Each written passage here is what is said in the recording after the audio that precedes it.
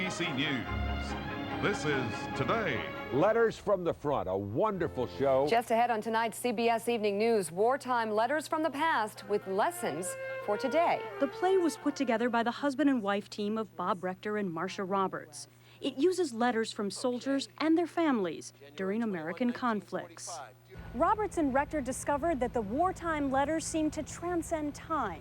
Whether it was the Revolutionary War or the war in Iraq, the messages from the letters are strikingly similar.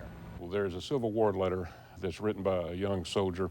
Sounds just like something a kid today would have written. But it's 130, 40 years ago. And especially the times we are right now with the war in Iraq, a lot of our troops are over there. So this Letters to the Front really hits home the meaning of it all. That a lot of folks are overseas, but a lot of families are back here in the States hoping and praying that their sons and daughters can come home safely. Johnny! Letters from the Front is providing the community with something that a lot of people don't ever get a chance to do, and that's attend a production of this quality. And as for the Front, the Front is where we come face to face with the reality that our love for one another can never be taken for granted. That ultimately it's our greatest ambition, our most precious resource. And if it dies, all is lost. God, it's been over 2 weeks since I've heard from him. Rumor has it they're a little busy over there, Catherine. Well, you should never be too busy to write your mother. The show was fantastic. We laughed, cried, thoroughly enjoyed a look back at how people communicate via their letters back and forth from the war front. It was absolutely superbly done. Great cast, great supporting crew, and a truly superb story. This play really helps educate the public as to what the emotions are and the obligations and responsibilities that we as service members have to live by day in, day out. I was thoroughly impressed by the play, and the patriotic theme and the background behind the play makes it certainly relevant to the audiences that we would have here at the Recruit Depot, and brought home the sacrifices that are made by our service members overseas and certainly here in CONUS, relevant to today just as relevant as it was 200 years ago. You think about the true reasons that you're here. I mean, to fight for your country, and you realize what could happen and what has happened in history, and history has been known to repeat itself. The play was fabulous. It was the second year that we've seen it, and I was so impressed by the quality of the production. It's amazing to have an opportunity to see this sort of a performance here in Beaufort. It's something that you'd expect to see in New York City. It definitely gave me pride, made me feel some pride about all the people that have gone before us and what they've done and what they've gone through for us. The pride that they went through, and it carries on to each new recruit. Well, the great thing about the show, I think, for a lot of the personnel is that it gives them a sense about what they are doing and why they are doing it.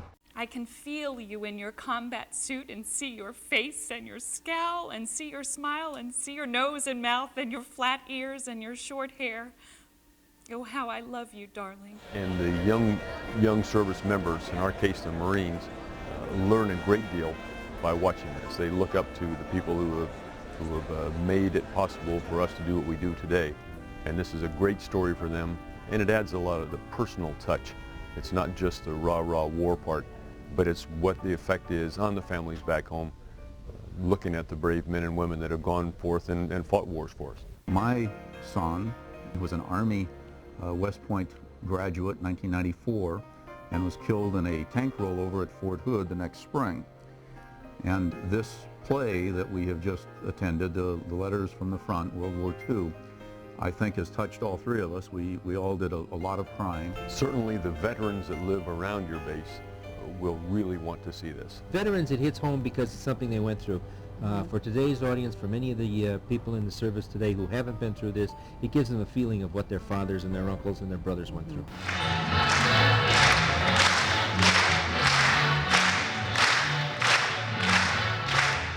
I'm going to ask her to marry me. It was very entertaining. They had a lot of comedic value to it and a lot of things to make you think. I thought it was a lot funnier than I expected. It's a very important show, I think, for just not the military community, but for the entire American culture to see. And I thoroughly recommend it to anybody. It was a wonderful, wonderful play. Write as often as possible and remember, I love you. Always, Barbie. I had to share my wife's Kleenex several times during the performance. Really, really touching. It has just about something for everyone. It has a dance routine. It has fantastic acting by two world-class performers. And certainly has enough humor to keep the audience laughing.